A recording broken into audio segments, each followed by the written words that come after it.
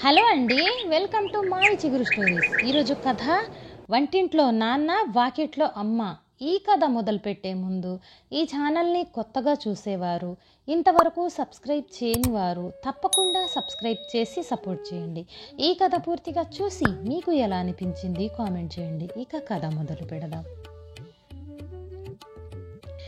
మేము స్కూల్ నుంచి వచ్చేటప్పటికి అమ్మ హాయిగా 10 పుస్తకాలు పక్కన పెట్టుకుని తీరుబాటుగా చదువుకుంటుంది.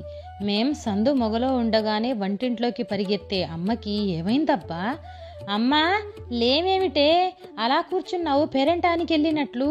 టిఫిన్ ఏం చేశావు? అబ్బా నా కాళ్ళు పీకేస్తున్నాయి. నాని, ఈవేళ రేపు ఎల్లుండి కూడా నాకు సెలవే. ఈ పావలా తీసుకెళ్ళి ఏమన్నా 4 పొట్లాలు కట్టించుకొచ్చి తినండి. నాన్నొచ్చి అన్నం వండి పెడతారు. అమ్మ పుస్తకంలో నుంచి తలెత్తకుండానే చెప్పేసింది. అబ్బా ఏంటమ్మా, నాన్నొచ్చి వంట చేసి పెట్టే లోపల ఆకలికి మేమంతా చచ్చిపోతాం. అలా చావకుండా ఉంటారని ఏదన్నా కొనుక్కొని తినమంటున్నాను. తొందరగానే వస్తారులే, కబూర్ చేశాగా. ఇంతలోకే ఇల్లు గల అమ్మమ్మగారు వచ్చేశారు. బియ్యం నేను పడేస్తాలే అమ్మా, అబ్బాయి ఏం చేతవుతుంది, ఏం చేయిస్తావు? అలా అమ్మ ఎందుకు ఒప్పుకుంటుంది? ఎలాగో అలా నాన్న చేత పని చేయిస్తే గాని అమ్మకు తోచదు. వద్దులేండి పిన్నిగారు, ఒక్క పూటన్నా వంటింట్లో రాజ్యం చేయకుండా ఈయన ఊరుకోరు. ఆయనకున్న మనసులో ఎన్ని ఈవేళే తీరిపోవాలన్నట్లుగా ఉంటారు. మీరే చూస్తారుగా. రేపటికి మాత్రం వంట ఆవిడికి కబురు పెడదాంలేండి. నీ ఇష్టం అని మా నలుగురి చేతుల్లోనూ ఓ తలా జాంపండు ముక్క చేతిలో పెట్టి వెళ్ళిపోయారు అమ్మమ్మగారు. హోటల్లో నుంచి టిఫిన్ తెచ్చుకునేందుకు నేను, ఇందు, బుజ్జి బయలుదేరాం. బుజ్జి నా చంకెక్కేసింది. ఈ మధ్య దాన్ని ఎత్తుకోవాలంటే నాకు కష్టంగానే ఉంటుంది. అందులో బోల్డు దూరం నడిచి వెళ్ళి రావాలి. పాపం అమ్మకి జాలేసింది. ఎందుకే పిచ్చి, దాన్నెత్తుకుని మోసుకెళ్తున్నావు, ఇంట్లో ఆడుకుంటుంది అంది. చిన్నారికి ఎంత కుళ్ళో, అమ్మ నా గురించి ఏమన్నా ఆపేక్షగా అంటే. దానికి ఆ పిచ్చి ఎంత ప్లాన్ ఉందో దాని బుర్రలో తెలుసా? మన బుజ్జి అంటే హోటల్ అయ్యర్కి తగని ముద్దు. దీన్ని చూసి ఏ లడ్డూనో ఫ్రీగా ఇస్తాడని మోసుకెళ్తుంది. ఎక్కడికక్కడ అవమానం చేస్తే గాని చిన్నారికి తోచదు. కానీ ఊరికే మాటలనిపించుకోవటానికి చేతగాని వాళ్ళెవ్వరూ లేరిక్కడ. నువ్వెలా ఎక్కడికి కదలకుండా పుస్తకాలోటి చేతిలో పుచ్చుకొని వెధవ కబుర్లు చెప్తావులేవే. నిన్ను తాతగారు పందికొక్కు అంటారు. అందుకే ఎవరు పిలిచినా పిలవకపోయినా అందరిళ్ళకి తిరుగుతావనే నిన్ను ఇల్లేరమ్మా అంటారు అన్నది చిన్నారి వెంటనే. దారిలో తినుకుంటూ రావద్దు, ఇంటికొచ్చాక ప్లేట్లో పెట్టుకొని తినాలి అమ్మ హెచ్చరించింది. ఇక అమ్మ కూడా అలా మాట్లాడడంతో అవమానం అనిపించేసరికి, మేమేమన్నా ముష్టోళ్ల పిల్లలమా ఏంటమ్మా తినుకుంటూ రావటానికి?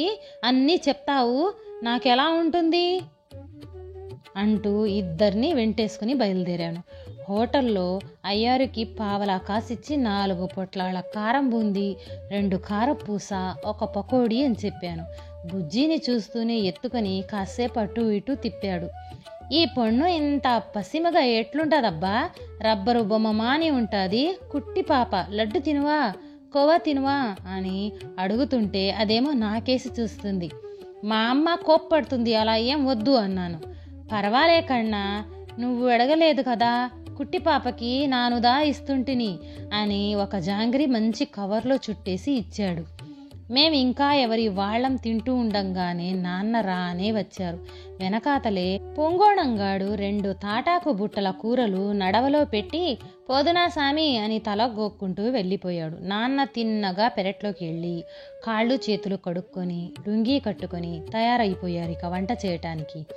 నాన్నే పని చేసిన అమ్మ మెచ్చదుగా మరి, వీసడేసి తెచ్చి పోసినట్లున్నారు. మనకేనా ఇవన్నీను, ఇన్నేం చేసుకుంటాము, తెల్లారేటప్పటికి అన్ని వాడు ముఖాలేస్తాయి అన్నది. నువ్వేం మాట్లాడకోయ్, అలా గుమ్మంలో కూర్చొని చూస్తూ ఉండు, మేమెంత బాగా చేస్తామో. ఇంతకీ పెసరపప్పు నీళ్లలో పోసేయనా? ఎందుకటా పెసరపప్పు నీళ్లలోకి? ఇన్ని పచ్చికూరలు తెచ్చాక ఎందుకేమిటి, పాఠోళీ చెయ్యొద్దు. దానిలోకి ఉల్లిపాయ పులుసు, బంగాళాదుంపల వేపుడు చాలా నాని. చాలు నాన్న, రేపొద్దున్నే ఉప్మా పెసరట్టు చేసుకుందాం.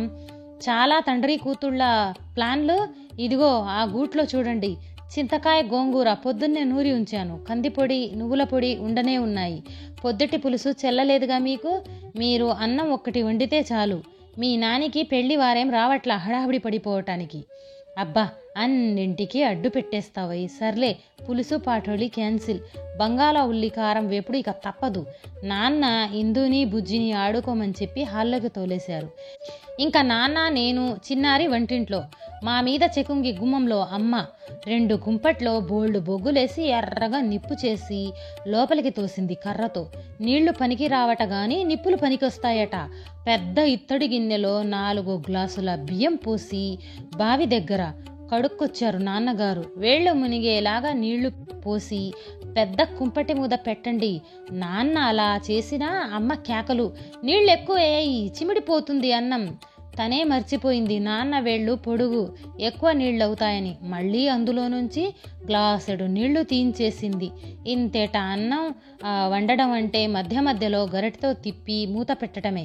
కాసేపు ఆగి క్రిందకి దింపి పైన 2 నిప్పులేయాలట. చిన్నారేమో విసనకర్ర నేలకేసి గట్టిగా బాదుతుంది. విసరడం సొంపు. దీని చేత విసిరిస్తే ఆ విసనకర్ర ముక్కలై చస్తుందే. కుంపటి నాకేసి తిప్పండి, దక్షిణం గాలి, ఎవ్వరు విసనక్కర్లేదు.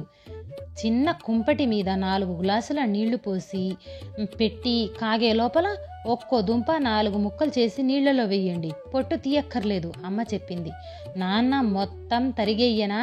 ఒక్క వీసడం చాలుతాయి, మనమే 6 ఉన్నాం కదా.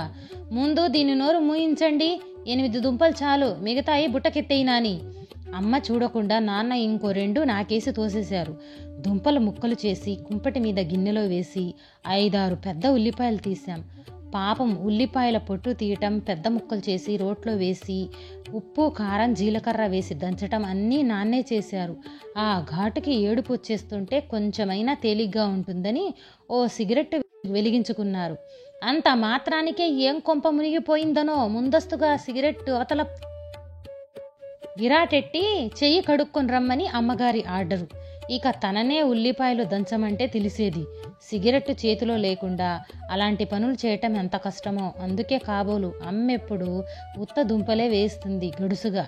నేను చిన్నారి దుంపలు ఒలుస్తూనే ఉన్నాం. కానీ అవేమిటో ఒలిచిన దుంపలు తక్కువగా కనిపిస్తున్నాయి. చిన్నారి తలంచుకొని పనిచేస్తుంది. ఇక నాకు అనుమానం రానే వచ్చింది. పక్కనే ఉప్పు జాడి కనిపించింది. ఇక కనిపెట్టేశా. చూడండి నాన్న, దీన్ని వలిచినవన్నీ వలిచినట్టే తినేస్తుంది ఉప్పొద్దుకొని దొంగలాగా. చిన్నారి, నువ్వు వెళ్ళి కంచాలు మంచినీళ్లు చూడు, నాని నేను వంట పూర్తి చేసేస్తాం. ఇదిగో ఈ 2 ముక్కలు వాళ్ళిద్దరికి పెట్టు అని దాన్ని బయటికి పంపించేశారు. అలాంటప్పుడే నా మనసుకి కష్టం అనిపిస్తుంది. అదే పని నేను చేసుంటే ఈ పాటికి అందరూ కలిసి నన్ను వీధిలో పెట్టుండేవాళ్ళు. ఆవిడ గారు అలిగితే పెద్దలు దిగి రావాలట అలక తీర్చేందుకు. అందుకే చిన్నారిని ఎవ్వరూ ఏమీ అనరు. పెద్ద మూకుడు కాలేసి 2 గరిటెల నూనె పోయిమందమ్మ. సరోజీ చూడు, పిన్నిగారు పిలుస్తున్నట్టున్నారు అని నాన్న అనగానే అమ్మ అటు వెళ్ళింది. వెంటనే గబా గబా నాన్న ఇంకో 3 గరిటెల నూనె పోసేశారు. మీ అమ్మ చెప్పినట్టు చేస్తే రాత్రి వరకు ఈ దుంపలు వేగవు. ఎంత నూనె వేస్తే కూర అంత మజాగా ఉంటుంది, త్వరగా అయిపోతుంది అని నవ్వటం. అందుకే కాబోలు బంగాళాదుంపలు నాన్న వేయిస్తే మాకిష్టం. అమ్మ అన్నీ పిచ్చిగా చేస్తుంది. వంటంతా మధ్య గదిలో చేర్చేసి అమ్మకి మాత్రం తలుపు దగ్గర పుంగోణానికి పెట్టినట్లు అరిటాకు వేసి బోల్డు అన్నం ఒకేసారి పెట్టేశాం. ఓ గ్లాసులో మజ్జిగ, ఓ కప్పులో పులుసు కూడా ఇచ్చేశాం. అలా చేయకపోతే ఇల్లు గల్ల అమ్మమ్మగారు కోప్పడతారట. ఇల్లంతా అంట్ల మంగళం చేస్తున్నామని. నా మట్టుకైతే అమ్మకలా పెట్టటం ఎంత బాధ అనిపించిందో.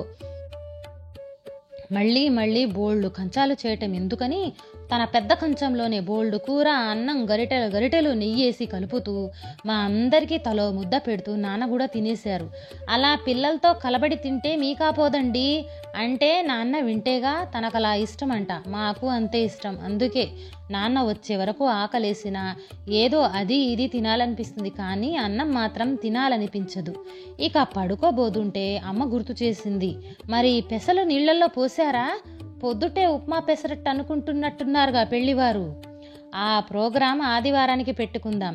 రేపు మెయిల్కి ఎస్కేఎస్ డివిఎస్ వస్తున్నారు. 4కే జీప్ వస్తుంది, బెజవాడ వెళ్ళాలి. అయ్యింది సంబడం. ఈ పాటికి ఒక్క పూట వంటకి ఎంత గోలా, ఎంత గందరగోళం. సగం సరుకులు పల్లాములు, ఇల్లంతా లోతు. పొద్దున్నే నేనింకా నిద్దట్లో ఉండంగానే వంటింట్లో నుంచి వంటావిడ మాటలు వినిపిస్తున్నాయి. ఇదేం వంటిల్లమ్మా, లంకా దహనమైనట్లు. పిల్లలు ఎంత చిన్నవాళ్ళైతే మాత్రం కాస్తన్నా ఇల్లాలికి ఒబ్బిడుండొద్దు అని. ఈ కథ నచ్చితే లైక్, షేర్ చేసి తప్పకుండా సబ్స్క్రైబ్ చేయండి.